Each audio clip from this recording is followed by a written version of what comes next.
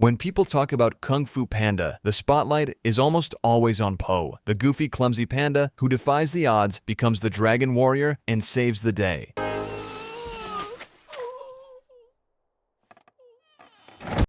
But let's flip the script for a moment. Has anyone ever stopped to ask, what about Tai Lung? Ah yes, Tai Lung, the so-called villain of this saga. The snow leopard with a reputation for being a snarling, destructive force of nature, bent on stealing the dragon scroll and wreaking havoc on the Valley of Peace. That's the version we all know, but there's more to his story. A lot more. Imagine Tai Lung as a young, bright-eyed cub. He wasn't always the fearsome figure we saw on screen.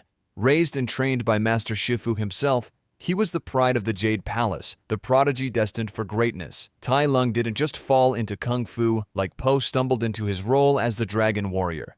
No, this guy earned every bit of his skill through tireless dedication, sweat, and grit. And yet, despite all that effort, his story didn't end with glory. Instead, he became the poster child for how ambition can spiral into chaos when mixed with a hefty dose of betrayal and a pinch of destiny's cruel humor. Now, you might be wondering, why did he turn out the way he did? Well, that's the juicy part, isn't it? Tai Lung didn't wake up one day and decide to be the bad guy. No, his journey from Golden Boy to Kung Fu's public enemy number one. One was a series of unfortunate events, some of his own making, sure, but others. Let's just say fate didn't exactly play fair. But before we dive into the nitty-gritty, let's clear one thing up. Movies love to paint villains in the worst light possible. They take their sharpest angles and make them even sharper. And Tai Lung, he got the same treatment. If you think he's just an angry snow leopard with a bone to pick and a love for shiny things like the Dragon Scroll, think again. And if you're here expecting a redemption arc or a happy ending, well, let's just say Tai Lung's story doesn't follow the usual script. This is the tale of a misunderstood warrior, a prodigy who was let down by the very system he served. Picture a tiny snow leopard cub, adorable, fluffy, with eyes that could melt even the coldest of hearts. Yep, that was Tai Lung, found abandoned at the gates of the Jade Palace. A true rags-to-riches setup. Master Shifu, the legendary Kung Fu master himself, took one look at this pint-sized fuzzball and thought, this one's got potential. And boy did he. Tai Lung wasn't just any kid, he was the kid, the kind of prodigy that made other students look like they were kung fuing in slow motion. While others were fumbling their way through basic stances, Tai Lung was pulling off moves that would make gravity itself do a double take. Shifu didn't just train him, he poured everything he had into this kid. Tai Lung was the golden child, the heir apparent, the pride of the Jade Palace. It wasn't just about mastering Kung Fu for Tai Lung. No, he had dreams. Big, shiny, dragon-sized dreams. From the moment he first heard about the Dragon Scroll, it became his obsession. That scroll wasn't just a piece of parchment to him. It was the golden ticket to Kung Fu immortality. The ultimate look ma, I made it moment. And Tai Lung didn't just want it, he believed he deserved it. Why wouldn't he? He was out there smashing every record, mastering every move, and basically rewriting the Kung Fu playbook. Imagine being the valedictorian of your Kung Fu class and not getting the diploma. That's the kind of injustice Tai Lung was preparing to fight against. Of course, this level of ambition came with a side order of, let's say, confidence. Tai Lung wasn't exactly humble about his abilities. Why should he be? Humility is for people who occasionally mess up. And Tai Lung, he didn't mess up. Well, not back then, anyway. But here's the thing about being the golden boy. When you're constantly told you're destined for greatness, you start to believe it. And when you believe it, you don't really consider the possibility of failure. Tai Lung wasn't just dreaming of the Dragon Scroll, he saw it as his birthright. To him, destiny was less about if and more about when. Of course, we all know how that worked out. Spoiler alert, not great. But at this point in the story, Tai Lung didn't see the storm coming. He was just a young, overly ambitious snow leopard, basking in the glow of his own awesomeness. Looking back, maybe he was a little too focused. A little too intense. But hey, when you're that good, it's hard not to get caught up in your own hype. Tai Lung wasn't trying to be a villain, he was just chasing his dream. A dream that, unfortunately, turned into a Kung Fu nightmare. The big, what just happened, moment in Tai Lung's life. At this point, our boy had spent years training like a madman, perfecting every punch, kick, and spin, all with one goal, to get his paws on the Dragon Scroll. And then came the big day. The Jade Palace was buzzing.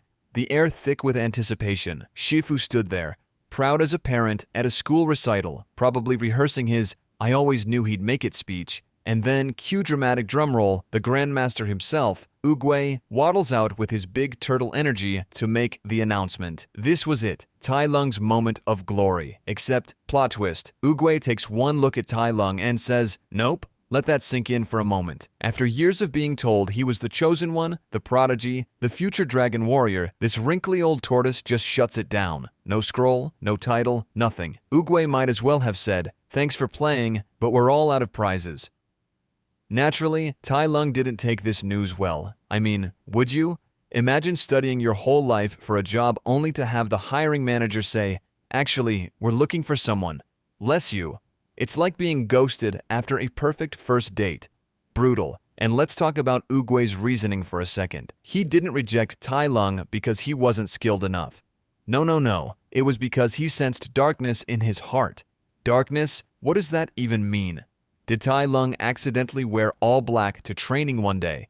Maybe he frowned a little too much during meditation.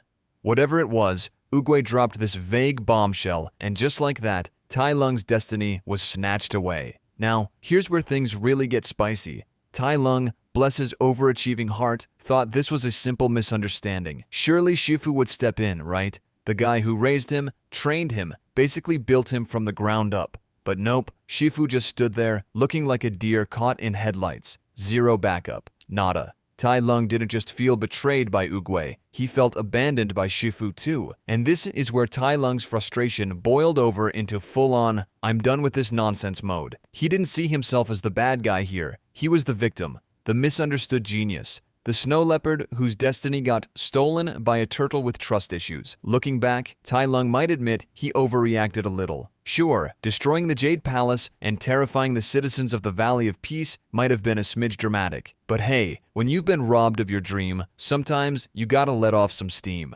So, there it was, the turning point. A rejection so absurd, so unfair, it turned the Jade Palace's star pupil into its most wanted fugitive. Ridiculous, right? But that's the kind of plot twist destiny loves to throw at you. After the whole rejected by destiny fiasco, Tai Lung didn't exactly go quietly into the night. Nope, he went full snow leopard on a rampage mode. Fast forward to him cooling his heels in Chorgom prison, locked up tighter than a Netflix password. 1,000 guards, crossbows, chains, basically every security measure you could think of short of a motion sensor laser grid. Overkill much? But here's the thing about prisons, they're only as good as the people locked inside them. And Tai Lung? Oh, he was the definition of bad news. The second that little feather delivery messenger, seriously, a feather, set off the chain reaction, it was game over. Tai Lung broke out like he was auditioning for Mission Impossible. Kung Fu Edition, flipping, dodging, and tossing rhinos like they were oversized plushies. So there he was, finally free, with one goal in mind, the Dragon Scroll. But getting to the scroll wasn't exactly a stroll down Main Street. First, there was the trek back to the Valley of Peace, which Tai Lung did solo because, apparently, villains don't get sidekicks. And honestly, who wouldn't want a henchman or two to complain to about the long walk? Then came the absurd roadblock, Po, the panda. The clumsiest, most uncoordinated, noodle-slurping goofball on the planet. Tai Lung spent his whole life training to be the best, only to find out his nemesis was a guy who probably couldn't win a game of Twister without falling over. And yet, somehow, Po was labeled the Dragon Warrior. Talk about an insult. It was like working your entire career to become a Michelin star chef and then losing the title to someone who just discovered instant ramen. Still, Tai Lung pressed on. He fought through Shifu's other students, Tigress, Monkey, Mantis, Viper, and Crane, a squad that honestly felt more like a superhero reject team. Sure, they were skilled, but Tai Lung wiped the floor with them faster than a Roomba on turbo mode. And can we talk about the final battle with Shifu for a second? Tai Lung didn't just want the Dragon Scroll, he wanted closure, a "why didn't you stand up for me" conversation. But what did he get instead? A kung fu showdown that felt more like therapy with punching. Finally, the big moment came. Tai Lung got the scroll, the ultimate reward for all his struggles. And what did it say? Nothing. Nada. Zip. It was blank. Tai Lung's face was priceless. Equal parts, "Is this a joke?" and "Who do I sue for emotional damages?" Turns out, the scroll was just a metaphor for self-belief or some other philosophical nonsense. Great for Po, who had the self-confidence of a kid with a participation trophy. But for Tai Lung, it was the ultimate slap in the face. Years of struggle, all for a scroll that might as well have said, LOL JK.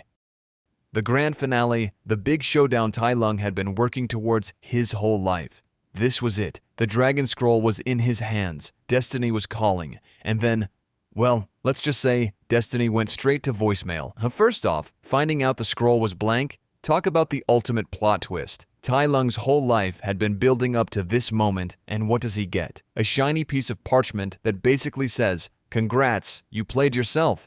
It's like finally opening a treasure chest only to find an expired coupon for a free coffee. But Tai Lung wasn't about to let a little existential crisis slow him down. If the scroll wasn't going to make him the Dragon Warrior, then he'd just destroy anyone who dared to stand in his way. Enter Po, the pandas who seemed more interested in dumplings than destiny. Now, Tai Lung had faced a lot of opponents in his day. Shifu students, Child's Play, Chorgom prison guards, not even a warm-up. But Po, this guy was a walking circus act. Watching him fight was like watching someone try to dance after eating too much at a buffet. Chaotic, clumsy, and surprisingly effective. At first, Tai Lung couldn't believe what he was seeing. Here he was, a finely tuned kung fu machine, going up against someone whose best move involved accidentally falling on him. And yet, somehow, Po kept bouncing back. Literally, the guy's body was like one of those inflatable punching bags. Every time Tai Lung knocked him down, he popped right back up, usually giggling. Then came the Wuxi finger hold moment. Oh,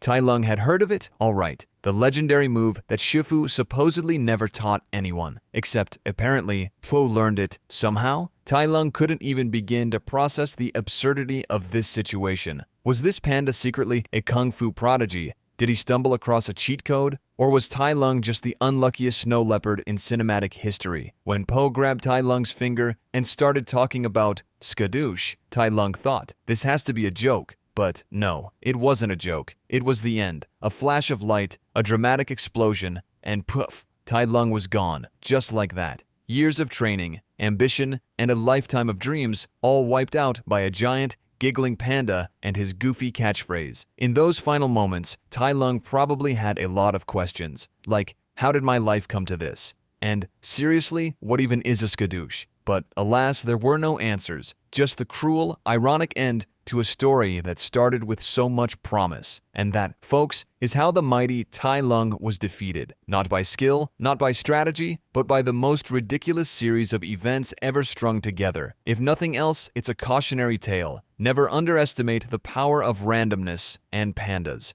And so, there it was, Tai Lung's epic journey wrapped up not with a triumphant roar, but with an overblown skadoosh. Not exactly the grand finale he envisioned, right? 1 minute, he's the ultimate kung fu warrior, poised to take his place among legends. The next, he's, well, probably part of the clouds, drifting aimlessly like the most bitter snow leopard puff you've ever seen. And the Dragon Scroll? Oh, don't even get him started on that scam. The secret is inside you. Seriously? Tai Lung spent decades training, pushing himself to the brink, and for what? A self-help slogan? He could have gotten the same wisdom from a motivational poster in Shifu's dojo, or better yet, a fortune cookie. Reflecting on his mistakes, Tai Lung might admit that maybe, just maybe, going full rampage mode wasn't the best strategy. Sure, demolishing the Jade Palace was cathartic, but it didn't exactly scream, "I'm emotionally stable." And attacking the Valley of Peace, probably not the best way to win over the locals. But let's not forget the real betrayal here, Shifu. Tai Lung's entire worldview crumbled when Shifu didn't fight for him. And while Tai Lung might have been wrong to hold a grudge, you can't blame the guy for feeling abandoned. It's like training for years with a coach who suddenly decides to bench you during the championship game. Brutal. And then there's the realization that maybe, just maybe, Tai Lung took himself a little too seriously. Life's not all about scrolls and glory. Sometimes it's about finding joy in the unexpected, or in Po's case, in a bowl of noodles. So, what's the moral of Tai Lung's story? Probably something like, "Don't let your ambition turn you into a villain and always read the fine print on your destiny." But Tai Lung would likely phrase it differently. Never trust a turtle, avoid pandas, and if someone hands you a blank scroll, use it as wallpaper. And there you have it, folks. Tai Lung's grand journey of frustration, failure, and skadoosh in all its glory. From his high-flying dreams of glory to his spectacularly ridiculous defeat at the paws of a clumsy panda. His story was one giant lesson in how life has a funny way of kicking you right when you think you've got it all figured out. If you've enjoyed this hilarious look at Tai Lung's misadventures, why not give this video a thumbs up? Drop a comment telling me which part made you laugh the most. Was it Poe's belly flop kung fu or Tai Lung's existential crisis with the dragon scroll? And hey, if you want to hear more comical takes on your favorite movies, be sure to hit that subscribe button and join the fun. After all, we all deserve a good laugh at the chaos of life.